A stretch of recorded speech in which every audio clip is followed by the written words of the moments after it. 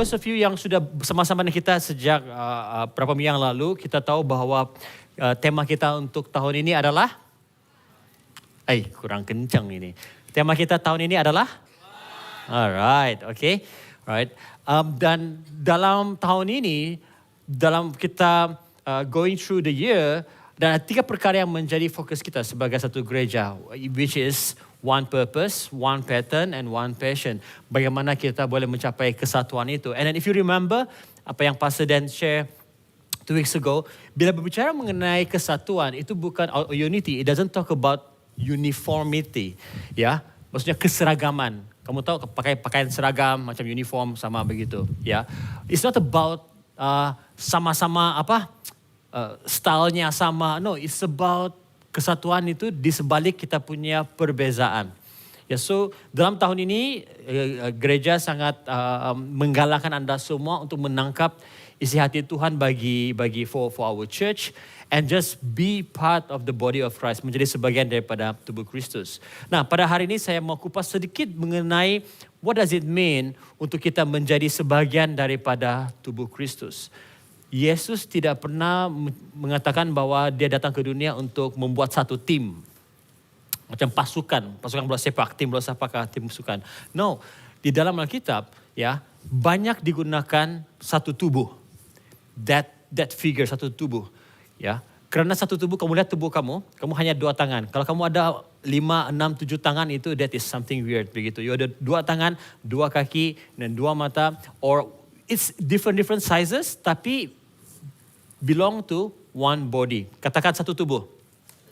Jadi hari ini saya mau kupas mengenai satu tubuh dan kita akan lihat daripada surat Petrus kepada jemaat-jemaat di Efesus. Mari kita buka firman Tuhan kita dalam Efesus pasal yang keempat. Alright, kita buka Efesus pasal yang keempat. Pasal yang pertama hingga ayat yang ke-16. Efesus pasal 4, pasal yang pertama ayat yang ke-16. Oke, saya akan baca dari terjemahan baru, terjemahan Indonesia. Here we go. Sebab itu aku menasihatkan kamu, aku orang yang dipenjarakan kerana Tuhan, supaya hidupmu sebagai orang-orang yang telah dipanggil berpadanan dengan panggilan itu. Hendaklah kamu selalu rendah hati, lemah lembut dan sabar.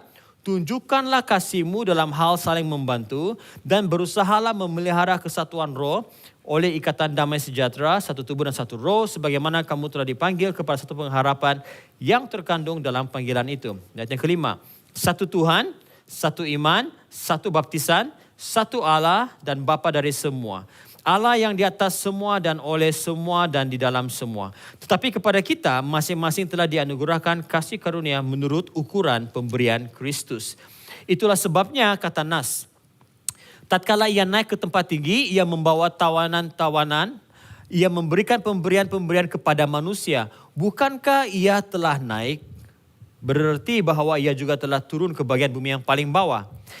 Dia yang telah turun, dia juga yang telah naik jauh lebih tinggi daripada semua langit untuk memenuhkan segala sesuatu. Dan ialah yang memberikan baik rasul-rasul maupun nabi-nabi, baik pemberita-pemberita Injil maupun gembala-gembala dan pengajar-pengajar, untuk memperlengkapi orang-orang kudus bagi pekerjaan pelayanan, bagi pembangunan tubuh Kristus, sampai kita semua telah mencapai kesatuan iman dan pengetahuan yang benar tentang anak Allah, kedewasaan penuh dan tingkat pertumbuhan yang sesuai dengan kepenuhan Kristus. Ayat 14. Sehingga kita bukan lagi anak-anak yang diombang-ambingkan oleh rupa-rupa angin pengajaran, oleh permainan palsu manusia dalam kelicikan mereka yang menyesatkan. Tetapi dengan teguh berpegang kepada kebenaran di dalam kasih, kita bertumbuh di dalam segala hal ke arah Dia, Kristus yang adalah kepala. Ayat 16. Daripadanya lah seluruh tubuh yang rapi tersusun dan diikat menjadi satu oleh pelayanan semua bagiannya, sesuai dengan kadar pekerjaan tiap-tiap anggota, menerima pertumbuhannya dan membangun dirinya dalam kasih. Haleluya. Mari kita berdoa. Tuhan, kami bersyukur kesempatan untuk mendengar firman-Mu pada pagi hari ini. Kami tidak mau hanya datang untuk mendengar Tuhan Yesus, tapi kami mau benar-benar Tuhan menangkap isi hati-Mu bagi kami, bagi gereja-Mu Tuhan, khususnya dalam tahun 2026 ini Tuhan. Terima kasih Tuhan Yesus, jamah hati dan pikiran kami, biar kami mengerti firman-Mu yang disampaikan pada hari ini. Dalam nama Tuhan Yesus Kristus kami berdoa. Amin. Amin. Saya sampai ke KL pada tahun 99. Dan saya tahu ada yang baru lahir. Ada yang belum lagi lahir. Anyway. Oke, tahun 99 sampai di KL. Dan waktu saya sampai di KL, satu perkara yang saya perasan dan adalah orang di KL jalan laju. Kamu perasan atau tidak? Especially first year students, kamu yang baru sampai di Kuala Lumpur. Kamu tengok orang suka jalan laju. Pergi LRT pun rushing. Semua pun rushing. Mau pergi mana? Rushing kah? Tidak sebenarnya. Macam sudah terbiasa jalan laju. Bahkan mungkin kamu pun sudah berapa lama di Kuala Lumpur, kamu sudah terbiasa sudah jalan. Sikit-sikit melaju gitu. Alright? Dan saya masih ingat dulu ada cousin saya datang ke KL. Saya bawa dia jalan. And then dia terpaksa dimanain saya. Relax lah, pelan-pelan lah. Bagi saya bukannya rushing. Itu memang natural pace saya berjalan di KL. Alright? So, dari cara kita berjalan, orang boleh tahu. Okay, for example, orang KL boleh tahu lah kan. Nah, kalau orang yang Borneo punya, biasanya kalau kau nampak kamu punya kawan-kawan, cousin-cousin, relax, santai saja, santai. Gimana kita, relax. Ya. Mau pergi mana kita? Tidak tahu. Nah, relax. Jangan gitu. Di KL pun boleh juga kita tidak tahu mau pergi. Tapi kita jalan laju juga. Mau pergi mana? Tidak tahu. Tapi just jalanlah. Begitu. Betul tidak?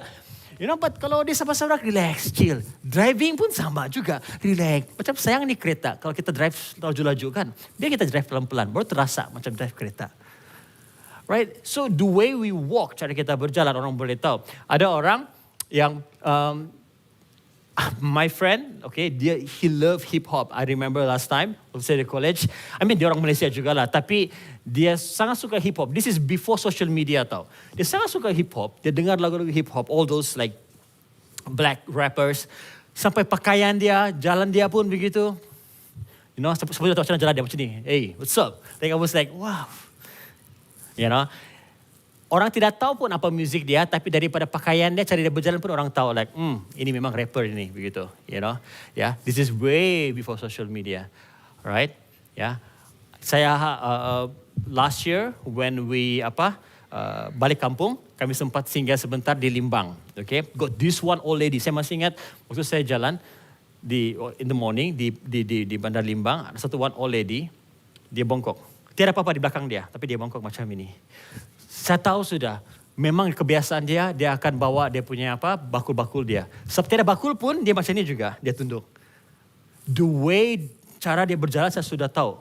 Okay, dia ni memang jalan jauh dan ada kebun dan sebagainya. And true enough. Kerana memang kebetulan kami jalan yang sama, saya nampak dia pergi di pasar tamu, memang ada dia punya buah-buah sayur-sayur dia di sana, ada bakul dia di sana. Saya confirm, cara jalan. Now, why do I say cara jalan ini? Saya mulakan dengan ini. Sebab orang boleh tahu kehidupan kita melalui cara kita berjalan. Khususnya sebagai orang percaya. Cara kita berjalan, cara menjalani kehidupan kita, orang boleh tahu sama ada kita orang yang hanya beragama Kristian atau sungguh-sungguh murid Yesus. Nah, sedikit latar belakang mengenai Efesus. Efesus ini adalah satu kota yang di bawah pemerintahan kerajaan Rom pada waktu itu. Dan pada hari ini, Efesus adalah negara Turki ataupun kota Turki yang kita tahu pada hari ini, modern Turki. Dan kota Efesus ini tidak jauh beza daripada Kuala Lumpur. Alright? Tempat kota metropolitan, tempat perkembangan bisnes, dan juga sama seperti di KL, ada banyak orang dari Sabah, Sarawak, Semenanjung di seluruh dunia datang ke Kuala Lumpur untuk bekerja, belajar, tinggal dan sebagainya. Efesus juga sama. Orang-orang Yahudi dan orang bukan Yahudi banyak di sana kumpul dan jenis-jenis agama pun banyak di sana. Ya. Nah, jadi Paulus menulis surat kepada jemaat-jemaat di Efesus dan you need to remember orang-orang di Efesus ini bukan seperti jemaat-jemaat yang di kampung kamu di Sabah, kalau macam di Ranau for example, saya nampak Sinaitan. Kalau di Ranau mostly orang dusun, you understand, the context understand. Kalau di Sarawak kamu pergi gereja BM Kenyah, memang orang Kenyah semua di sana begitu, right? Tapi yang di Efesus ini, no, mix, semua mix daripada different background. So bila Efesus menulis surat ni kepada Paulus menulis surat ni kepada jemaat-jemaat di Efesus, dia tahu jemaat-jemaat di sana punya background yang berbeza-beza, ya. Dan dia begitu dalam suratnya kepada jemaat-jemaat di Efesus, dan ini juga sesuatu yang saya mau kita tangkap pada hari ini, ya. Message Paulus kepada jemaat-jemaat di Efesus, khususnya dalam Efesus pasal 4, mesejnya adalah biarlah hidup kita itu setara dengan panggilan kita. Ya. According to our calling as a body of Christ. Jadi Paulus beritahu dengan jemaat-jemaat di Efesus, ya. Biarlah kamu punya hidup itu setara, equivalent ataupun berjalan sama seperti kamu punya panggilan, ya, untuk sebagai tubuh Kristus, right? Kita adalah hidup yang bersatu padu sebagai satu tubuh. So later I'm going to unpack this more, ya. Now, let me give you some summaries because tadi dalam pasal yang keempat kita mulakan ayat pertama itu bermula daripada kata sebab itu. In English it's therefore. Now, we must understand bila kita baca firman Tuhan, kalau ada kata sebab itu, apa yang datang selepas itu adalah berkaitan dengan apa yang sudah kena mention sebelum itu. Are you guys following me? So kalau kita baca pasal yang keempat, baca macam itu saja, we might not be able to understand apa kandungan surat Paulus, apa maksud Paulus. Nah, jadi sedikit summary, ringkasan mengenai Efesus pasal yang pertama hingga ketiga, ini adalah message Paulus kepada jemaat-jemaat di Efesus mengenai siapa mereka. Sedikit latar belakang, dalam kisah para Rasul pasal yang ke-19, Paulus sampai ke kota Efesus dalam kisah pasal 19 kamu boleh baca. Dia tinggal di sana for 3 years. Dia tinggal di sana, pergi menginjil, menyampaikan firman Tuhan, mengajar orang-orang yang baru bertobat, membangun gereja. So beberapa tahun selepas itu, dia menulis surat kepada jemaat-jemaat di Efesus. Jadi dalam Efesus ini, Efesus pasal pertama yang ketiga, dia menekankan mengenai identiti mereka sebagai orang percaya. Ya, bagaimana sebelum Kristus, ya hidup mereka itu terpisah daripada Tuhan. Begitu juga kita. Sebelum kita mengenal Yesus, hidup kita terpisah daripada Tuhan. Tidak ada pengharapan. Dan Paulus beritahu kepada jemaat di Efesus bahwa oleh karena belas kasihan Tuhan, ya, kita semua juga diselamatkan, bukan karena usaha kita, tapi karena kasih karunia Tuhan, ya. Dan oleh karena Roh Kudus kita diangkat menjadi anak-anak Tuhan, right? Nah, itu adalah ringkasan mengenai kisah para Rasul Efesus pasal pertama, kedua dan ketiga. Nah, setelah bagi tahu yang teologi dia mengenai siapa identiti kita orang percaya, baru Paulus masuk ke part yang praktikal. So kamu tahu pengetahuan ini, so sekarang macam ini cara kita hidup berdasarkan pengetahuan tersebut. Are you guys following me? Banyak kita tahu bahwa kita ditebus, kita menjadi anak-anak Tuhan karena melalui Yesus. Cuma sangat sedikit orang sedar, bukan sangat sedikit lah, maybe exaggerating. Tidak ramai orang tahu bagaimana untuk hidup sebagai orang yang diberi identiti baru dalam Kristus. Tidak ramai orang tahu bagaimana untuk hidup atau berjalan sebagai orang yang sudah ditebus oleh Kristus. Makanya Paulus mula dengan kata sebab itu, okay? Sebab itu aku menasihatkan kamu, alright? Ya. Bagi jemaat-jemaat di Efesus pada waktu itu, bila Paulus memulakan surat dia mengenai dalam Efesus ini, surat-suratnya, mereka tahu satu hal. Menjadi orang Kristen bermaksud mereka harus mengubah cara fikir mereka, cara hidup mereka. Kerana apa? Bagi orang-orang Efesus yang di bawah takluk jajahan kerajaan Rom, ya, rakyat Rom, mereka harus tunduk hormat kepada Caesar ataupun Kaisar. Oh, I don't know, Caesar, yes, Kaisar is bahasa ya. Caesar, ya, dan juga kepada pemerintah Rom. Dan juga budaya-budaya yang ada di Efesus pada waktu itu, yang tidak kenal Tuhan itu sebagian daripada budaya mereka. So the moment mereka membaca surat Paulus ini, mereka tahu, wow, kita harus tukar. Kita harus berfikir dan hidup berbeza daripada orang-orang di sekitar kita. Karena kita adalah milik Tuhan. Ya. So memang itu adalah sesuatu yang costly, yang menuntut mereka. Ya. Jadi Paulus sekali lagi bagi tahu kepada jemaat-jemaat di Efesus dan juga pagi hari ini, ya, Tuhan mau kita tahu bahwa hidup yang setara dengan panggilan kita itu adalah hidup yang bersatu padu sebagai satu tubuh. If we are called by God our life should live sebagai orang yang hidup sebagai satu tubuh, one body of Christ. Katakan satu tubuh. Okay, I'm going to explain more in detail later. So hari ini tajuk khotbah saya adalah berjalan sebagai satu tubuh, walking as one body. Ya. Mengapa berjalan, bukan duduk sebagai satu tubuh, ya, bukan berbaring, ya, bukan berdiri, tapi berjalan. Kenapa? Berjalan maksudnya ada progress, ada movement, betul? Kehidupan kita sebagai orang Kristen harus ada progress, harus progresif, harus berjalan. Bukan diam-diam sudah terima Yesus, tunggulah bilalah saya akan mati masuk surga ini begitu. Tunggu. No, kamu bila kamu terima Yesus, kamu apa? Kembali ke sekolah kamu, kembali bekerja, kembali ke rumah dan sebagainya, right? But it's a journey, ya. Dan here's the thing. Yesus mau kita melakukan menjalani hidupan kita sebagai orang percaya bukan sendiri-sendiri. Bukan menjadi orang solo Christian, tetapi berjalan sebagai satu tubuh. Ya. Tidak ada istilah tangan Kristen, kaki Kristen. Adakah? Telinga Kristen begitu. Mana ada? Tubuh, satu tubuh sebagai body of Christ, tubuh Kristus. Yang mengerti katakan amen. Alright? Now, so ada ramai orang Kristen menganggap bahwa kalau saya sendiri-sendiri dengan Tuhan, oke bah. Ya, saya baca firman Tuhan konsisten, pastor. Saya berdoa konsisten. Saya pergi gereja setiap hari minggu, saya konsisten. Jadi itu hubungan saya dengan Tuhan lah. Ya, apa kaitan dengan orang? Wow. Ramai orang Kristen menganggap seperti itu. Namun pagi hari ini, ya, saya mau challenge pemikiran seperti itu. Adakah itu sesuai dengan firman Tuhan atau tidak? Ya, karena Yesus tidak mati untuk hanya satu orang saja. Yesus mati untuk semua orang. Makanya Paulus beritahu seperti ini dalam suratnya, kembali kepada suratnya. Sebab itu aku menasihatkan kamu, orang yang dipenjarakan karena Tuhan, supaya hidupmu sebagai orang-orang yang telah dipanggil berpadanan. Berpadanan, ya. Berpadanan dengan Injil. Ya. So, kita baca tadi bahwa menjadi satu tubuh itu bermaksud we belong to one body, maksudnya kita saling memerlukan satu dengan yang lain. Kesatuan itu sangat-sangat penting. Tahun ini tema kita one. It talks about unity, kesatuan. I know ada mungkin di antara Anda tidak dapat tahan dengan mungkin some of your friends. Ya.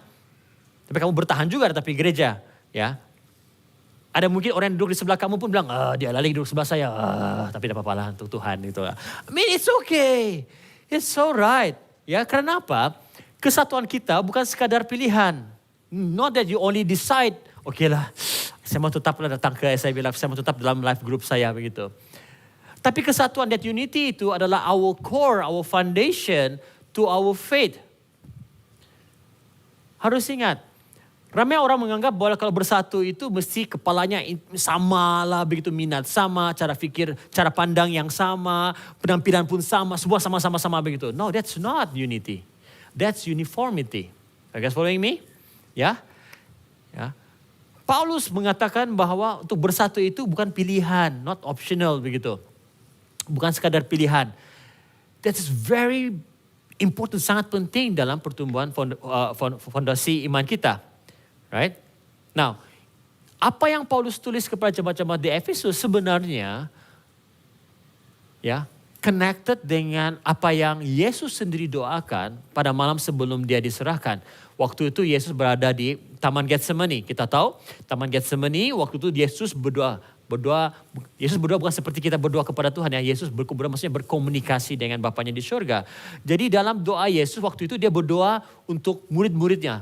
Dia kata, aku tidak ada lagi di dalam dunia tapi mereka masih ada dalam dunia dan aku datang kepadamu ya Bapa yang kudus.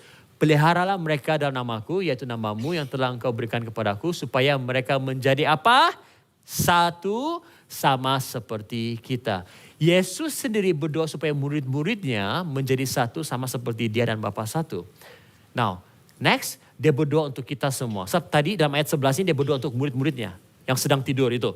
Ya, dia sudah bilang berdoa tapi dia waktu tidur. Yesus berdoa untuk mereka. Ayat 22 adalah untuk kita. Dia kata supaya mereka menjadi apa? Satu sama seperti engkau ya Bapa di dalam aku dan aku di dalam engkau. Agar mereka juga di dalam kita supaya dunia percaya bahwa engkaulah yang telah mengutus aku. Now, here's the thing. Kalau Anda menganggap bahwa kehidupan sebagai orang Kristen ini kamu sendiri-sendiri sejak begitu, kamu betul-betul terpesong jauh daripada kebenaran firman Tuhan. Yesus sendiri sadar bahwa dia ada di dalam Bapanya dan dia juga ada dalam murid-muridnya. Dia bukan sendiri-sendiri. Dan Yesus sendiri berdoa supaya murid-muridnya dan kita semua menjadi satu. Dan ini kita pula terhege-hege bilang, No, saya tidak mau terlalu banyak drama ni orang-orang Kristen ni pastor. Hanya saya dengan Tuhan sejak begitu. Seriously. Kristen dari Alkitab mana kamu? Right? That's why sometimes, thank God saya pastor lah. Jadi saya harus berkelakuan sikap seperti pastor. Kalau saya bukan pastor, saya bilang Tuhan. Kadang-kadang saya bilang izinkan saya. Bagi saya 5 saat dalam kehidupan saya yang saya tidak perlu be responsible for whatever I do, whatever I say. Saya akan tumbuk tu orang. Saya bilang, seriously, you dare to say that kau sebagai Christian, you tidak mau dengan yang lain-lain. Padahal Yesus mati untuk setiap kita. Yesus bukan hanya mati untuk kau satu orang saja. How dare we say that macam hidup saya sama Tuhan saja. Sedangkan Yesus berdoa supaya kita bersatu. Ya, Yesus berdoa supaya kita bersatu. Bukannya seragam, tapi bersatu. You guys following me? Right? Now, jadi bila Paulus balik kepada surat Paulus kepada jemaat di Efesus, jadi bila Paulus berkata, hendaklah hidupmu sebagai orang-orang yang telah dipanggil berpadanan dengan panggilan itu. Okay? Now, this is where bahasa Malaysia, bahasa Indonesia tu pendek, one word saja.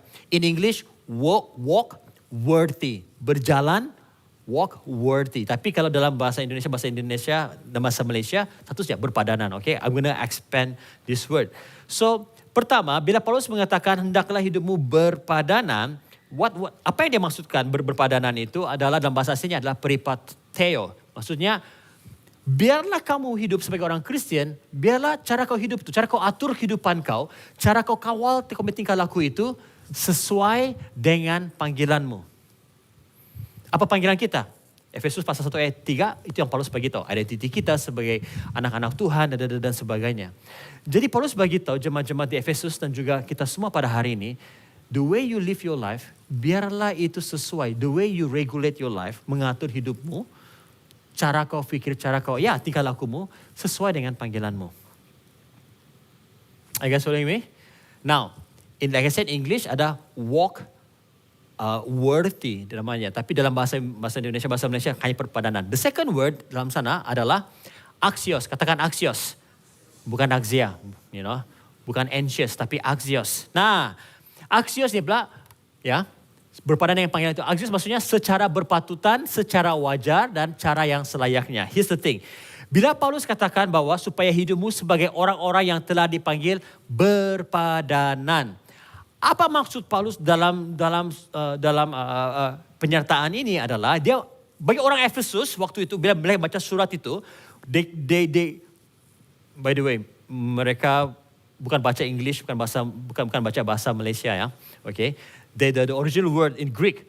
Dan waktu axios, pertama kali yang mereka akan nampak adalah gambaran seperti ini. Okay, so this is a typical scene di dalam di pasar. Kalau di Efesus pada waktu itu seperti inilah. Okay, orang mau beli barang ada itu apa? Apa nama dia itu? Penimbang itulah, right? Ya. So again, axios ni maksudnya berpadanan, maksudnya seimbang lah begitu. Jadi ada standard. Contohnya mau beli, let's say example, contoh. Saya mau beli, saya punya phone, iPhone. Jadi iPhone kan, lepas tu dia timbang-timbang begitu. Bukan pakai perak, pakai emas. Berat dia macam ni. So, berapa harga ini iPhone? Dia timbang, dia mesti balance. Inilah harga dia. So, you want this, the price you need to pay is this. Tangkap saya, dia mesti balance. So, Paulus beritahu kepada jemaat-jemaat di Efesus bahwa biar gaya hidup harian kamu mempunyai berat yang sama dengan that spiritual privileges, keistimewaan rohani yang kamu telah terima. Kau tahu dalam surat Paulus dalam Efesus pasal pertama, kedua dan ketiga, Paulus beritahu kerana Kristus, kita tidak lagi dibezakan oleh kita punya suku dan bangsa, kita punya status. Tidak lagi hamba, Tiada lagi yang menjadi master daripada tuan, ya. Tiada lagi yang membezakan, kalau perempuan, laki, those days perempuan very very low dia punya status. Tapi Paulus bilang dalam Kristus kita semua sama. Ya. Kalau kita nyanyikan bahwa dalam Kristus kita semua sama, tiada yang dapat memisahkan kita. Hey, please don't be racist dalam gereja. Ya, apa? Ini biasanya mak-mak lah bilang, kau sama si Anu, bangsa apa dia itu? Nah, bangsa apa dia itu? Oh, tidak boleh bangsa. What? Since when? That's why Paulus bilang, kau bilang you are Christian, you are follower of Christ. Sekarang ini kau mau memartabatkan bangsa kau lebih tinggi daripada yang lain. Hey, biar axios berpadanan dengan panggilan kau. I guess following me? Siapa? Pemuzik? Itu kasih selamat pula. Okay, anyway, lain film. Ya, apa kerja dia? Kau school high, kamu sama dia? What is this?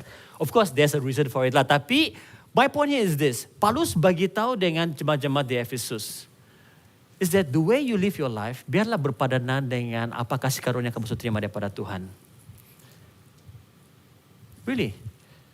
Ya, jangan menganggap diri kamu tu lebih atas daripada yang lain. It's the world who give us label. T20 lah, ya. M40 lah begitu. And B40 begitu. I hope my children don't need to really know or learn about all this. Ya. Baru saja tadi I spoke to one of our members, ya, dia punya wife, ya, dari Sandakan itu. Dia baru pindah pergi sini dia mengajar di sekolah. Terus dia kata, Pastor, I'm still struggle, pray for me. Begitu. Kata kenapa? Kalau kita orang Sabah Sarawak, kau pergi ke sekolah, semua orang pun sama juga. Of course lah, kau Cina dan sebagainya. Tapi kau mix dengan siapa-siapa, betul tidak? You eat with anybody, betul tidak?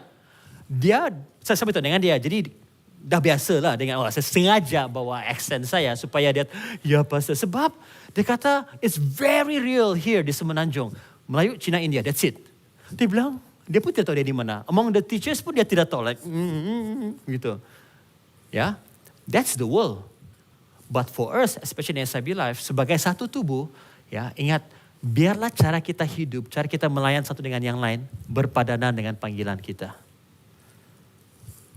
Ya. I know Sabah ada style dia sendiri, Sarawak ada style dia sendiri begitu. But hey, kita ditebus oleh Tuhan bukan supaya kita dapat membanding-bandingkan, tapi supaya kita dapat saling menerima seperti mana Tuhan menerima kita. Ada amin? Ada amin. Nah, so apa yang Paulus tekankan kepada jemaat-jemaat di Efesus adalah biar the way you live, the way you conduct your life, let it be equivalent, sama seperti apa yang kamu terima daripada Tuhan. Now, let us go into detail. Ada 3 perkara yang saya mau kongsikan pada kita.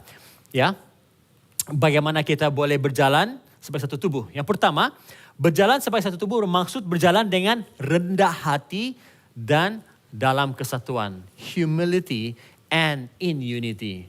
Dalam rendah hati dan kesatuan. Rendah hati dan kesatuan. Ya.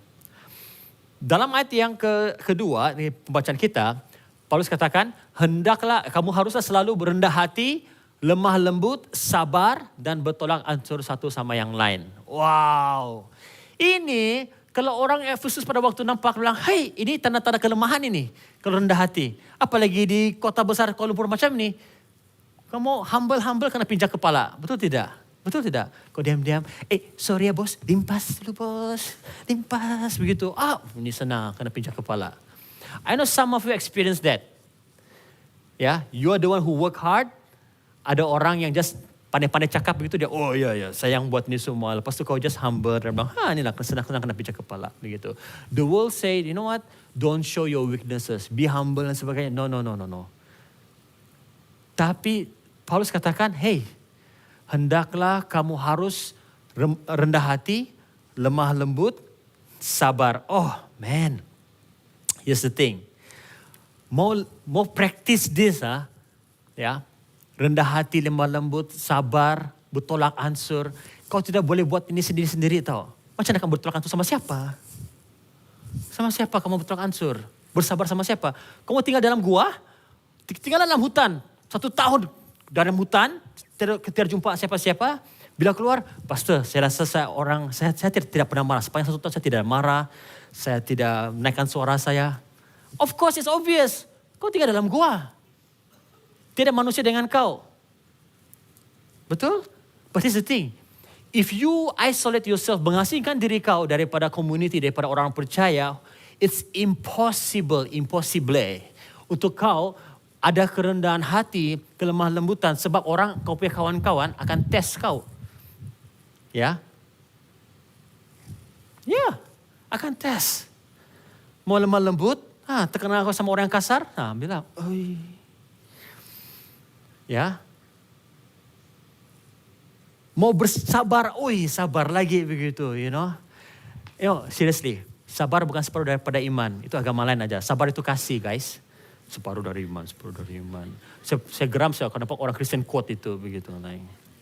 Sabar itu kasih. And then, how do you have patience? Kau tidak orang, kau tidak manusia. Sama komputer pun kau sudah stres, apalagi manusia. Tapi Paulus katakan, hendaklah kamu lemah lembut, sabar, ya, dalam menanggung satu sama yang lain. Oh man, seriously. You can choose your friends, but you cannot choose your siblings. Kau boleh pilih kau punya kawan kan, tapi kau tidak boleh pilih kau punya adik-beradik. Betul tidak? Aduh Tuhan, kenapalah adik saya dia? Ya, mungkin ada pernah kamu mau kasih sewa, kamu punya abang kah, kakak kah, adik kah? Boleh kah? Ada mau sewa kah dia ni begitu? Macam saya lah. I joking ni, mau kasih sewa anak saya begitu, But that's the thing. Sebagai keluarga Kristus, remember we are family of God. Kau tidak boleh bilang, saya mau jadi jemaat dia, saya bilang jadi keluarga Kristus. Tapi saya tidak suka sikap dia, saya tidak mau. Bolehkah buang dia, pastor tolak dia daripada ni. Toxic lah pastor. That is family, betul tidak? Pasti ada kamu punya adik-beradik yang annoying, betul tidak? Ataupun kamu lah itu punca dia begitu. Itulah hidup mereka aman damai di Sabah Sarawak. Like, ya betul lah, okay, no just kidding. Ya, you can't. Kamu tidak dapat ada lemah lembut, kesabaran, kemurahan hati kalau kamu sendiri-sendiri. So kita hanya dapat berkembang dalam area-area ini seperti yang Paulus katakan itu apabila kita belajar untuk saling bersabar tetap satu dengan yang lain. That's why we encourage you guys to be part of a life group, cell group. Ya, this is the thing. Kalau kamu hanya datang pada hari Minggu saja, saya tidak heran kalau kamu katakan, saya pastor, saya seorang yang penyabar, penuh dengan kasih, tidak pemarah, rendah hati. Of course, setakat jumpa shalom, apa kabar? Oke, hai, begitu. Berapa menit saya di gereja? Apalah sangat. Tunggu bila kau dalam life group. Tiba-tiba, life group leader, kau pergi gereja kah? Apa nih tanya saya pergi gereja? Engkau siapa nak paksa saya begitu? Guys, mari kita pergi huddle. Siapa kau mau paksa saya? Apa saya mau buat hari ini begitu? Like, wow. Ya. Sudah buat masak-masak untuk live group, tidak kena cakap thank you lagi tu. Saya berat-berat dari kerja ini, saya ambil half day untuk masak. Orang tidak terima kasih. That if you being part of a life group, then you need to be tested. Tapi kalau kau hanya datang hari Minggu saja, nobody knows. You want to remain anonymous? Seriously. Macam mana kita mau bertumbuh kalau kita remain anonymous? By the way, SIB Life, you know this. Kalau kamu yang dalam life group, kau tahu kami pastors akan pergi bubut kamu orang. Mengejar kamu orang. Until you belong to a life group. Ya, and then please, jangan marah kamu punya life group leader. Hello, shalom. Ini dapat message shalom. Ada orang yang cuma mengelak tu tai chi begitu sampai kena block. Kesian tu life group leader, kena block lah, kena blue tick saja, Mentang-mentang kau kena frustrated, cinta bertepuk sebelah tangan, kau punya life group leader pun mau kena juga macam itu. Kau tidak layan dia. Padahal your life group leaders, kamu punya kawan-kawan dalam sel hanya melakukan apa yang orang percaya akan lakukan. Hidupan mereka berpadanan dengan Injil Kristus yang mereka terima, yaitu saling memperhatikan. They are doing their job. And you think like, no, I don't need them. Saya dengan Tuhan. And of course, mereka pun juga harus belajar untuk bersabar. Berjumpa dengan orang seperti kau ni. Pastor macam mana pastor? Teruskan. Teruskan. Yes. Ya. That's why attending Sunday service saja tidak membuatkan anda orang sebagai murid Kristus tahu. Well, kami bersyukur jika anda datang kebaktian pada hari Minggu, tapi anda tidak boleh bertumbuh dalam kerohanian anda kalau anda jaga jarak. COVID tidak ada lagi, masih mau jaga jarak begitu. Oh, no way. You know, please, So, dalam ayat yang ketiga, Paulus bagi tahu kepada orang-orang di Efesus, dan berusahalah. In English I like, dikatakan bahwa make every effort, berusahalah. Spaudazo. Nah, spaudazo ini the root word is speudo. Perkataan speed, laju, speed itu daripada speudo. Spaudazo maksudnya untuk mempercepat, untuk menyegerakan, bergerak pantas dengan tergesa-gesa. Like basically it's fast and furious. Apa yang Paulus katakan? When it comes to memelihara kesatuan roh, menjaga kesatuan roh, you got to be quick. Jangan mau kumpul kah? Mau hadal kah? Malas. No, Paulus katakan, but must be quick. Because this talks about unity. That's why this spaudazo. So bila katakan berusahalah memelihara kesatuan. Bukannya Paulus katakan berusahalah untuk membuat kesatuan. No. Kesatuan sudah ada. Macam mana tu pastor? Because kerana kita sudah ditebus oleh Yesus, Roh Kudus, melalui pekerjaan Roh Kudus, kita menjadi, melalui kematian Yesus di kayu salib, kita semua menjadi satu sebagai keluarga di dalam Kristus. Sudah menjadi satu. Now, Paulus katakan berusahalah untuk menjaga itu. Kenapa? Musuh akan selalu mau memisahkan kita. Musuh akan selalu mau memisahkan kita. So, berusahalah. You see, kesatuan itu tidak berlaku secara macam spontan. Menjaga kesatuan itu susah. I know, ada beberapa life group leader kadang-kadang 2 orang macam mereka tinggal. Pasal yang lain tidak reply, just go continue. Kadang 3 orang, 4 orang. But they persevere. All the life group leaders, kami mau berterima kasih kepada kau semua, kamu orang semua sebab kamu bertahan. Tepukan untuk semua life group leaders kita punya core leaders. Alright, karena kamu bertahan. Now, I want to invite Grace untuk share kesaksian dia. Okay, Grace, dia student UiTM dan UiTM Puncak Perdana gitu. Puncak Alam. Oh, jauh tu Ulu sana begitu, Kalau jalan kaki berapa hari sampai begitu. It's really far. But here's the thing, it's not easy for them to come over here. Kamu dengar kesaksian daripada Grace, and then dia juga one of our life group leaders. Okay, Grace. Okay, shalom semua. Nama saya Grace Shirley dan saya akan berkongsi kesaksian saya mengenai pengalaman saya di dalam LG. Okay, sebelum saya ke Semenanjung, saya mempunyai sel group saya sendiri, youth cell group, dan saya sangat akrab dengan mereka dan merupakan salah satu ketua juga di sana. Dan kemudian setelah berada di Semenanjung, 1 tahun saya tidak berada dalam mana-mana sel group sebab saya masih menyesuaikan diri saya. Kemudian 2023 saya pertama kali di SIB Live. Saya sangat dialu-alukan oleh ahli-ahli gereja dan saya pun dapat rasakan saya akan bertumbuh di dalam gereja ini. Jadi saya join LG saya, Fuel Emmanuel, buat pertama kali dan saya dapat rasakan kerinduan saya untuk berada di dalam sel group seperti yang sebelumnya. Dan terdapat juga beberapa pergumulan yang saya hadapi, contohnya dari segi kos kewangan dan kos perjalanan jauh dari Puncak Alam ke SIB Live. Sehingga saya pun diberi cadangan untuk pergi ke gereja yang lebih dekat. Tapi saya dapat mengatasi dan mencari solusi untuk cabaran ini dengan bantuan Tuhan dan juga LG Zone saya, ketua zone saya. Dan sekarang dan kami dapat melalui, saya dan LG saya dapat melalui bersama dengan share Grab sama dengan LG lain dan juga dengan bantuan ketua zone kami. Dan bukan itu saja, tapi saya dapat lihat LG di SIB Live ini sangat penting untuk hidup saya kerana dia istimewa. Bagi saya, dia merupakan satu keluarga kecil untuk saya terutamanya yang berada jauh dari keluarga. Dan melalui LG, saya semakin mengenal Tuhan dan mengerti pengorbanan untuk Tuhan. Dan saya belajar untuk lebih dekat secara pribadi.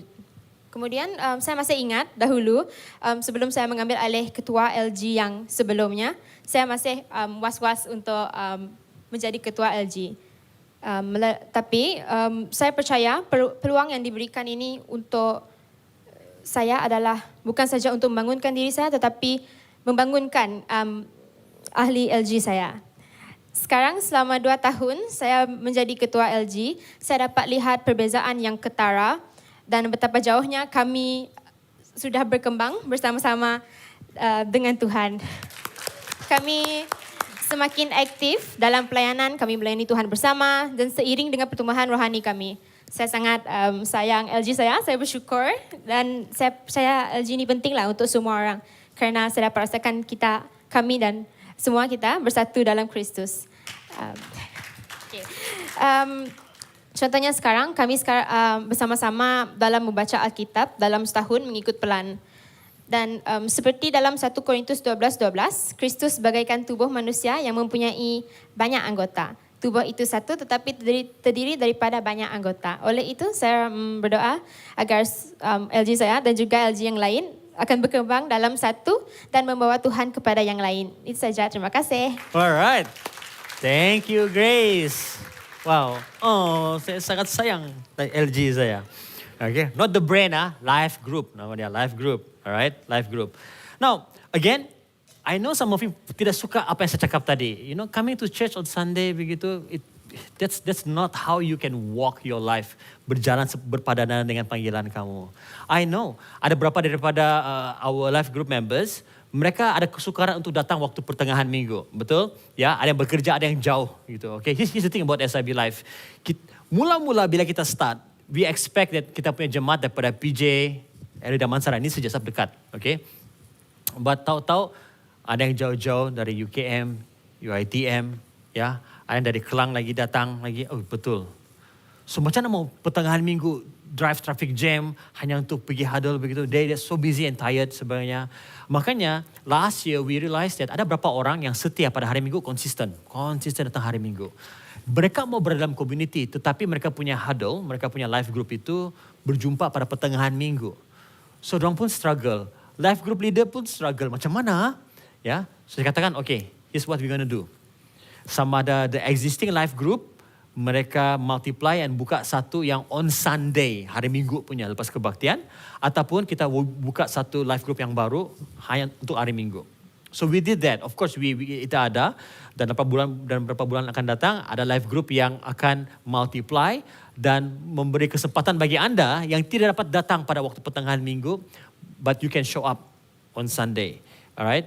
So, for example, first service just now, Roy, one of our life group leaders, dia memimpin life group cashier. Okay, bukan cashier, tapi cashier dalam bahasa Hebrew, cashier. Alright? Yang berjumpa pada hari Minggu. Yeah, because dia punya life group members daripada sini sana gitu. Jadi Sunday after kebaktian, mungkin mereka makan, sometimes mereka jumpa juga di sini di gereja dan sebagainya. But here's the thing, it's inconvenient bagi beberapa orang. Bagi Grace, dia katakan tadi mau datang jauh-jauh. And actually betul, some students, kami nampak dia struggle mau datang pergi gereja. Dia tidak dapat join. Because for students, you know kan, kamu ada Grab subsidy, you have to gather berapa orang dan jalan sama-sama. And then some of them struggle. And I said, daripada mereka tidak pergi gereja, better they go to church yang dekat. But yes, macam Grace katakan, dia datang. It's really far, you know, jauh tempat mereka. But because of life group, ada value yang mereka dapat daripada life group itu, they continue, they persevere. You see, untuk menjadi sebagian daripada tubuh Kristus, berjalan sebagai satu tubuh, perlu ada kerendahan hati. Tidak boleh kita mementingkan diri sendiri. Alright? So, hari ini saya memberi kesempatan kepada anda yang tidak memiliki life group untuk menemukan life group anda. Ya, again, life group ini tidak ada life group yang perfect. Ya, tidak ada life group perfect. Gereja pun tidak ada gereja yang perfect. SIB Life is not a perfect church, but we are progressing. Kita berjalan menuju kesempurnaan. Amen. So I give you the chance now. You can scan the QR code. Ya, don't worry. Ini church punya WhatsApp ini sebenarnya. So just scan. Yang kamu perlu buat adalah type nama kamu, ya. Jangan type nama anda, so of course we don't know. Type nama, your name. No type nama anda. Pernah orang like nama anda. Siapa yang ini? Like, okay. Nama kamu and then LG send to church. Then we will follow up. Okay? Alright? And then we will connect you. Find segrup mana, life group mana yang sesuai dengan kamu. Alright? Jangan type nama anda. Type your name. Ini your IC. Okay? Don't type ini. But you guys pada milah. Okay? Ya. Kerana life group menciptakan satu environment, suasana di mana kesatuan itu boleh practice. Tidak mudah untuk bersatu, especially kalau orang-orang yang berbeza dengan kita. Setuju atau tidak? Tanya orang-orang yang sudah dalam life group begitu. Kau suka gak semua kau punya life group member?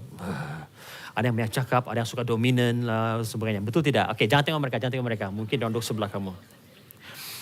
Ya. Ada yang suka bilang, okey, set, jumpa. Lepas tidak jumpa pula, tidak muncul pula. Di mana? Begitu. Dan hari Minggu muncul tanpa rasa bersalah. Relax ya begitu. Semua orang tunggu dia. Come on guys. Come on. That is part of, sebagai tubuh Kristus. Mengajar kita untuk rendah hati, bersabar. Amin. Ya. Banyak orang Kristen, many Christians, mereka bergumul dalam kehidupan rohani mereka. Karena mereka berusaha untuk jalan sendiri. Banyak godaan-godaan yang datang. Mereka tidak dapat mengatasinya. Kalaupun dapat mengatasinya pun itu nyawa-nyawaikan sudah tuh. Udah si baik saya dapat begitu. Tapi karena mereka berjalan sendiri dan bukannya bersama dengan life group mereka. Ya. Berjalan sebagai satu tubuh bermaksud berjalan bersama-sama dalam kerendahan hati dan unity, kesatuan. Ini bukan yang senang-senang macam tu. It's a process, katakan proses. Nah, satu lagi sebab mengapa life group, khususnya di gereja kita SIB Life, berada dalam life group ini sangat penting. Ya, kerana pada waktu itulah kita boleh mempraktikkan ketujuh perkara ini. Okay, yang Paulus katakan. Alright, dalam ayat yang keempat hingga 6. Satu tubuh, satu roh. Sebagaimana kamu dipanggil kepada satu pengharapan yang terkandung dalam panggilanmu, yaitu satu iman, satu baptisan, satu Allah dan Bapa dari semua, Allah yang di atas. Okay, how come in English it's 7 lah. Okay, I don't know the translation lain but it's 7. Okay, satu tubuh, satu roh, satu pengharapan, satu Tuhan, satu iman, satu baptisan, satu Allah dan Bapa. Okay, Allah dan Bapa ini is one. Alright, so ada perkara ini begitu. So here's the thing. Untuk menjadi satu tubuh ini kita harus tahu bahwa dasar dia adalah sebagai orang percaya ya, adalah iman kita di dalam Yesus Kristus. Paulus berkata bahwa Paulus tidak bercakap bahwa berusahalah keras untuk menjadi satu tubuh, tidak. Macam saya katakan tadi, Paulus berkata hanya ada satu tubuh, ya, satu tubuh. Bukan banyak-banyak tubuh, karena kasih komen jadi satu. No, it's already there. Ya. Sebagai family, balik kepada family, sebagai keluarga, ya.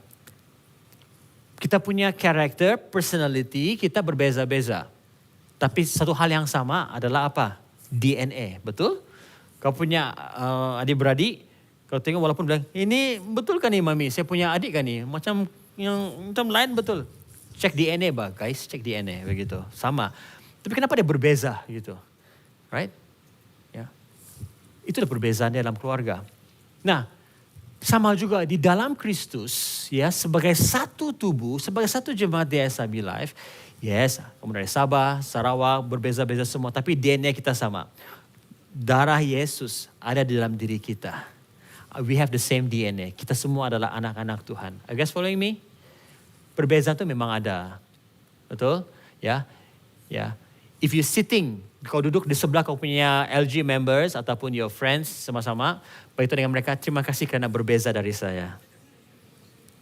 Ya. Sama ada kau yang bersabar sama saya ataupun saya terpaksa bersabar dengan kau begitu. But we are still one. Ya. So, Paulus katakan, ya, berjalan sebagai satu tubuh itu bermaksud berjalan dengan rendah hati dalam kesatuan. Nah, yang kedua, dengan cepat. Berjalan satu tubuh juga bermaksud bahwa kita turut serta secara aktif. Actively participating. Okay? Ya. Dalam ayat 8, okay, dalam ayat 8, Paulus sebenarnya dia quote ayat ini sebenarnya diambil daripada Mazmur 68. Ya. Ini berbicara mengenai Tuhan, bagaimana Tuhan yang dari surga, okay, dia mengalahkan maut, mengalahkan kematian begitu, dan dia menang. Now, here's the thing. Kerana dia menang, Tuhan di sini, dan memberi pemberian kepada manusia. Wow, memberi pemberian, ada gift. Ada gift kepada manusia, kepada tubuh Kristus. Nah, bagi jemaat di Efesus pada waktu itu, bila mereka mendengar ini, atau membaca surat ini, the image, gambar yang mereka dapat itu adalah satu perarakan.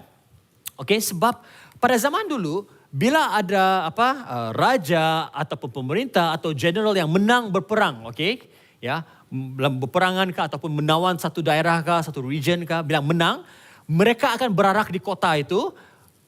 Tawanan-tawanan perang akan diikatkan setuju. Inilah kemenangan kami, ini tawanan-tawanan, dan emas, harta-harta yang mereka dapat daripada jarahan, daripada perang itu mereka akan bagi-bagi kepada rakyat. Wow, orang semua happy, yeay, semua dia kena celebrate. Jadi, bila jemaat-jemaat di Efesus membaca bahagian daripada surat Paulus yang ini, mereka tahu bahwa mereka tahu bahwa Tuhan membahagikan hadiah kepada tubuh Kristus. Apakah hadiah yang Tuhan berikan kepada tubuh Kristus? Apakah hadiah? What are the gift? Dan dialah yang memberikan baik rasul-rasul maupun nabi-nabi pada baik pemberita-pemberita Injil, gembala-gembala dan pengajar. Nah, apostle, prophet, evangelist, pastors and teachers. But here's the thing. Saya dahulu berfikir dan of course topik ini menjadi perdebatan teologi oleh ramai orang lah. If you don't involve with this, it's fine, good, you know. Tapi ada beberapa orang yang, no, ada pelayanan 5 jabatan. Maybe some of you have heard, you know, 5-4 ministry. Let me tell you one thing. As I study, sebenarnya ada 4 saja gift, 4 gift yang special gift, okay. Sebenarnya ada banyak lagi gift lah dalam yang Tuhan bagi kepada tubuh Kristus dalam Roma pasal 12, dalam 1 Korintus pasal 12, ada lagi banyak gift, pemberian-pemberian. Tapi untuk tubuh Kristus, specifically untuk membangun tubuh Kristus, ada 4 gift ini. Now, kenapa saya katakan 4? Bukannya 5. Let me explain. Alright? Ya, nanti saya akan bagi tahu lebih detail kenapa penting untuk kita tahu. So, dalam bahasa Greek yang original, dalam English and BM tidak menyebut mengenai hal ini. Okay? Tapi dalam Greek, then you know, Paulus menggunakan satu kata yang membezakan yang lain-lain. So bila dia kata, dan ialah yang memberikan baik rasul-rasul maupun nabi-nabi, baik pemberita. Okay, in English ada and okay, apostle and prophet and evangelist and shepherd or pastors, English and teachers. Kalau kita baca semuanya and, we count it 5. Tapi this one word, kai. Okay, so again, kai ini bermaksud gembala dan pengajar ini adalah satu. Okay, here's the thing, alright. Now, ada rasul, ada nabi, ada penginjil, ya. Ini adalah dan juga teachers, pastors and teachers, gembala dan juga pengajar. Ini adalah pemberian yang Tuhan Yesus bagi kepada tubuh Kristus, kepada gereja Tuhan untuk melengkapi, untuk membangun tubuh Kristus. You see, kenapa ini sangat penting? Sebab apa?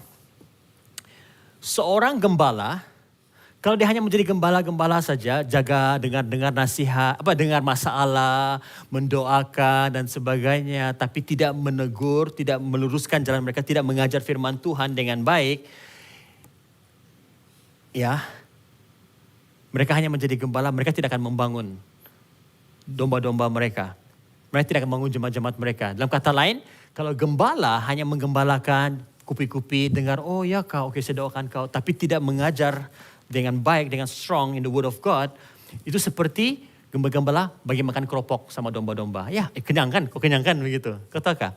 You know, sometimes ada orang suka, ya, kalau datang di gereja, kenapa kau suka ni pengkhotbah? Oh, dia lucu dia. Cuma pindik saja khotbah dia.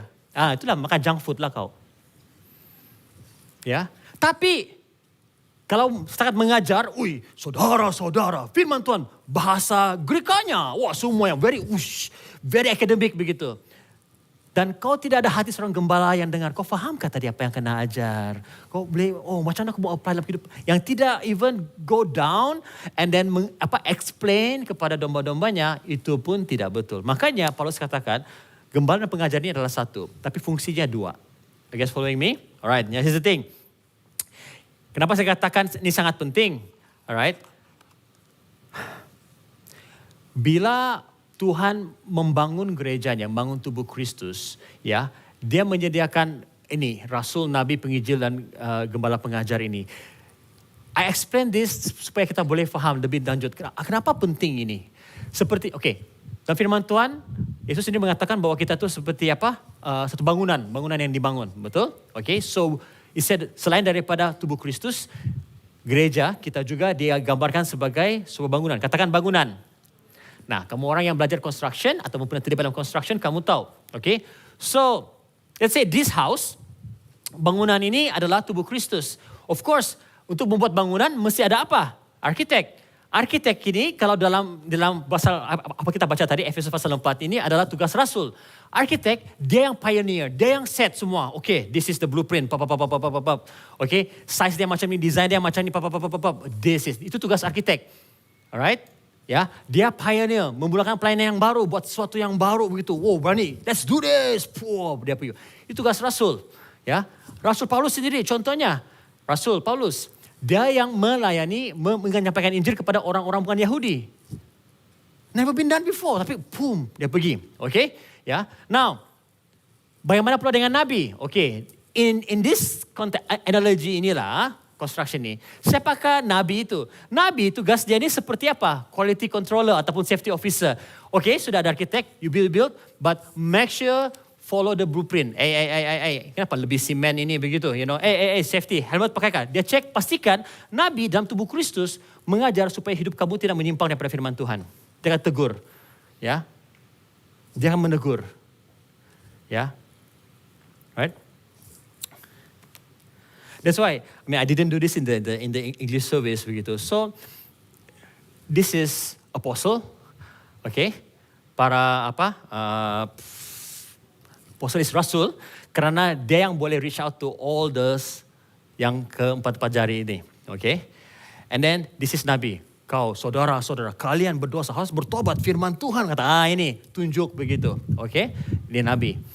Nah, yang middle finger ini, yang tengah-tengah, yang paling tinggi ini, siapa? Penginjil. Dia boleh menjangkau lebih jauh daripada yang lain. This one yang go to, ke seluruh dunia untuk menginjil. Nah, siapakah penginjil? Kalau in terms of construction, agak-agak siapa?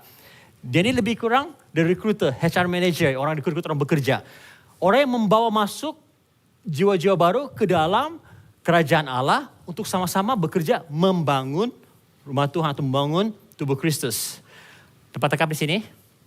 I hope this kamu faham. Nah, but here's the problem. Hari-hari ini ada beberapa orang mengagung-agungkan rasul, ada jabatan rasul, ada orang yang dikatakan, rasul, apostle apa nama dia begitu. Now, this is what I said just now. Hari ini masih diperdebatkan, adakah masih jabatan rasul, this department ini begitu. Rasul, nabi, dua ni very sensitive. Ada orang mau kena panggil nabi, ada pula kena pergi kena ordain jadi prophet lah begitu. Now, while it's still people debate dan sebagainya, one thing for sure, fungsi itu masih ada pada hari ini. That's what I believe, fungsi. Ada di antara anda, orang lain tidak berani untuk buka live group. You dare to open, pastor, let's do this. That is like seorang rasul. Never been done before, pastor, kita buat ini. Kamu berfungsi dalam sana. Ada satu orang, jangan heran jikalau dalam apapun dicaplak, dia begitu, guys, ni make sure kita mesti buat ikut ini firman Tuhan, jangan syok begitu. Jangan kamu menganggap dia nerd kah, tanpa rohani kah, tanpa alim. Dia berfungsi seperti seorang nabi, cek. Soal firman Tuhan. Ada pula orang, pada hari ini dia seperti seorang penginjil. Dia passionate terhadap jiwa, dia suka bergaul dengan orang, khususnya orang yang tidak kenal Tuhan. They love it. Alright? So, ini adalah antara special gift yang Tuhan berikan kepada tubuh Kristus. That doesn't mean that, pastor saya bukan nabi, pastor saya tidak jawatan nabi. No, but you can still function. Dapat tangkap di sini? Alright? Okay, that function, fungsi itu ada. Karena itu tugas kita semua. Ya, hanya ada orang memang ada special gift on that. Okay. Now, this is the thing. Apa tujuan dia? Paulus bagi tahu apa? All this gift tujuan dia apa? Untuk memperlengkapi orang kudus bagi pekerjaan pelayanan, bagi pembangunan tubuh Kristus. Memperlengkapi. Memperlengkapi dalam bahasa aslinya di sini bermaksud apa?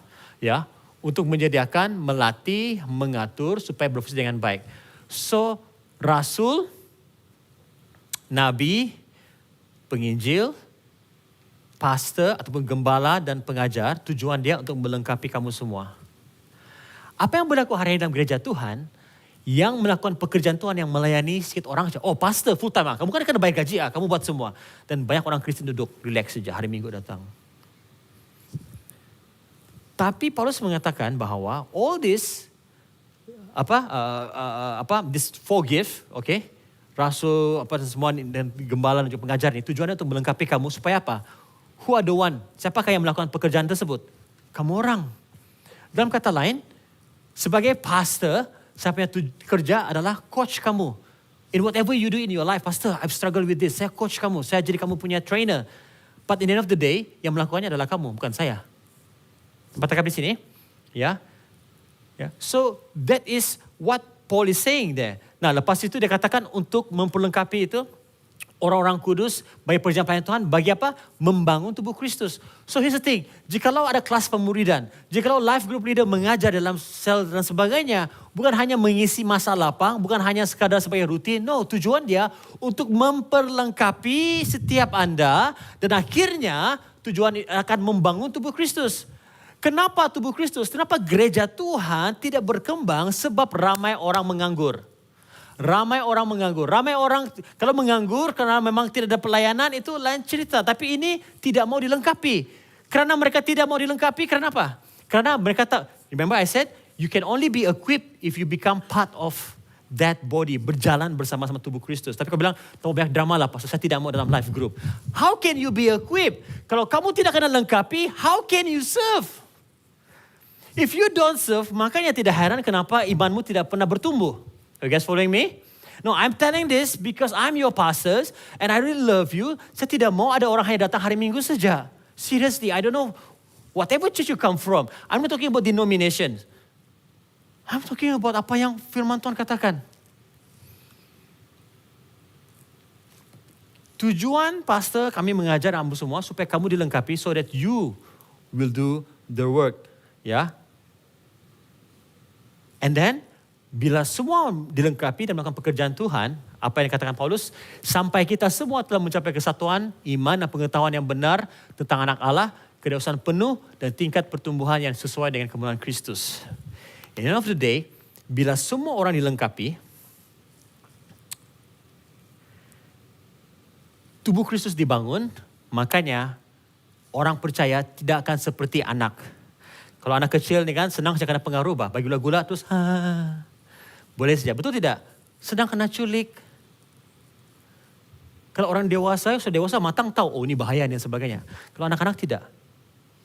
Makanya Paulus katakan, bila kamu menjadi sebagian daripada tubuh, kamu dilengkapi, dikuatkan, diajar, kamu melayani, semua orang bertumbuh dalam iman, tidak akan ada orang yang senang-senang ditipu oleh iblis. Ya. Kalau kamu bertumbuh dalam kerohanian kamu tidak akan mudah terpengaruh dengan apa-apa yang viral dalam hal-hal rohani. Viral nih gitu. Mari kita pergi ke gereja ini, mari kita ikut acara ini semua yang viral punya begitu. Ya. Kalau budak-budak suka yang fancy, betul tidak? Anak kecil suka yang wah, lepas itu boring. Apalagi ya, what's next wah, begitu. Tapi kalau orang yang dewasa tahu, mereka tidak akan mudah diumbang-ambingkan. Amin. And last yang terakhir. Okay. Paulus katakan apa ini? Ya, berjalan sebagai satu tubuh bermaksud kita berkembang bersama dalam kebenaran dan kasih. Ya, we grow in truth and love. Macam saya katakan tadi, ayat 14, pada waktu itulah bila kita berjalan bersama-sama, kita bertumbuh, kita menjadi kuat bersama, kita bukan lagi seperti anak-anak yang diombang-ambingkan oleh perkara-perkara yang viral. Ya. Tapi pada masa yang sama kita juga harus tahu untuk balance, seimbangkan kasih dan kebenaran. Seimbangkan kasih dan kebenaran. Ya. Paulus katakan begini. Dengan teguh berpegang kepada kebenaran dalam kasih, kita bertumbuh dalam segala hal ke arah Dia, Kristus yang adalah kepala. Daripadanya lah seluruh tubuh yang rapi tersusun sesuai dengan kadar pekerjaan tiap-tiap anggota menerima pertumbuhan dan membangun di dalam kasih. So all of us have an important role, tugas yang penting ya di dalam tubuh Kristus. Tidak satu orang pun yang tidak penting. Ya. Kamu nampak saya pada hari ini karena apa? Saya punya ginjal berfungsi dengan baik, jantung saya berfungsi dengan baik. Kamu tidak nampak. Betul, tapi I'm alive today, ya. Buah pinggang saya, usus saya, jantung saya, otak saya berfungsi dengan baik. Tidak kelihatan. Just because kamu tidak kelihatan, di pelayanan kamu tidak kelihatan, tidak bermaksud bahwa kamu tidak penting bagi tubuh Kristus. Hello. Ya. Just because nama kamu tidak disebut, pasti lupa nama kamu, sorry ya. Begitu, you know? Oh, saya tidak penting ini, begitu. Dan apa kalau saya tiada pun, boleh pun berjalan di gereja? No. Setiap kita punya peran yang penting. Ya, that's why life group leaders, remember this. Continue to love, teruskan untuk mengasihi anggota life group kamu. Ya.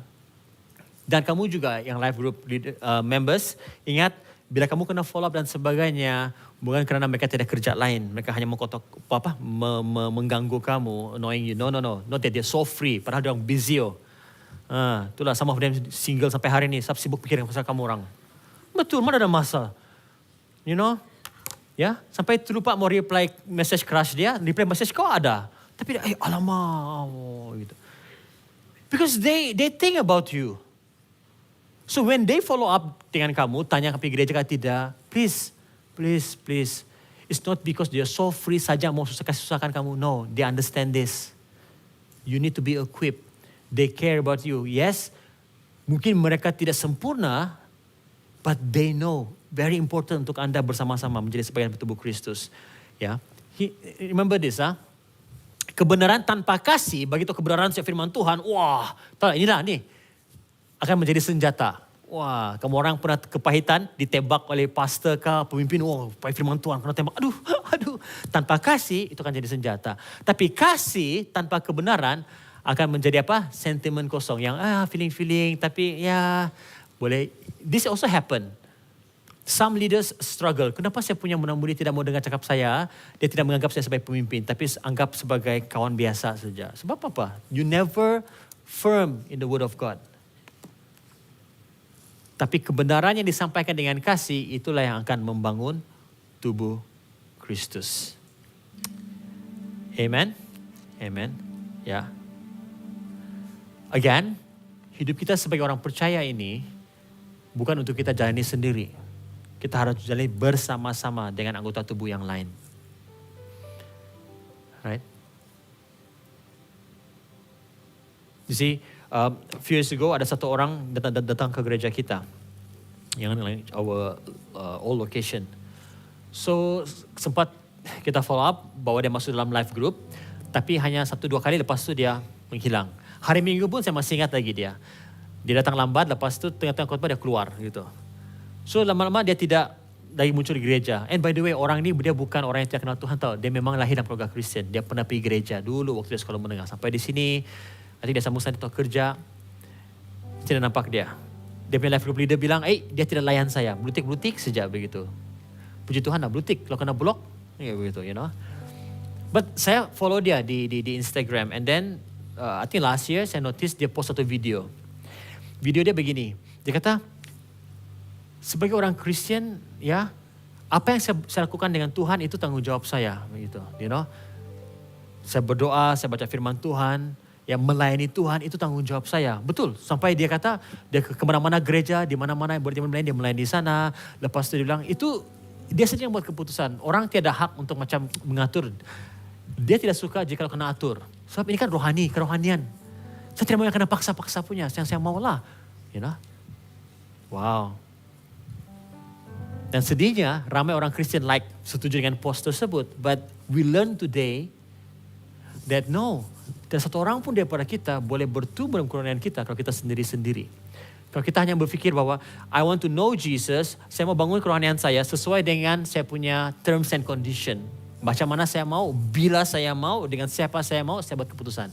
You will never grow. Iblis tidak perlu muncul depan kau dengan mukanya yang menggerunkan. Cukup saja buat kau percaya dengan apa yang kau percaya pada hari ini. Like, oh, saya sendiri boleh pastor, begitu. You will never grow. But let me tell you satu kebenaran firman Tuhan, okay? I'm going to end with this. Hubungan kita dengan Tuhan itu memang sifatnya personal. Berapa lama kau berdoa? Orang tidak perlu tahu. Kau baca firman Tuhan, orang tidak perlu tahu. Yes, it's personal, pribadi. Tetapi apa? Sebagai pengikut Kristus, hidup kita, our life, our journey itu adalah public. Terbuka, orang akan lihat. Mau tidak mau orang akan lihat. You cannot say like macam, oh biarlah, pergilah. Kau saya. No. Hidup, cara Anda hidup. It is public. Orang akan lihat. So jangan katakan, Pastor you judging me, Pastor. Like seriously. I'm just telling you. Kalau memang betul-betul kau bertumbuh dalam Kristus, pasti orang sekitar kau akan melihat buah-buah roh. Pasti ada kerendahan hati. Betul? Ya, pasti ada sukacita, pasti ada damai. Ya. Pasti kamu dapat saling menanggung satu sama yang lain. But if there's no, wow, itu maksudnya kamu hanya berjalan sendiri-sendiri. Kekristenan bukan untuk orang yang suka solo-solo, sendiri-sendiri saja begitu. I know for some of you it's hard. Well, if you just visiting SIB Life, saya berdoa agar kamu menemukan gereja tempat kamu dapat bertumbuh. Please, find a church, belong to that church, ya. Be part of the life group or cell group, and serve whatever church yang Tuhan panggil kamu. Don't attend church saja karena church itu glamour, besar, dan orang tidak kenal kau. Just go there, post in social media like, hey, hashtag blessed, oh God bless, gitu. You know, seriously, again, I want you to grow.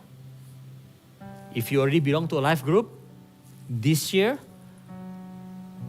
let us make every effort, berusaha bekerja keras dengan cepat untuk memelihara kesatuan itu. Amin. Amin. Mari kita tunduk kepala bersama-sama.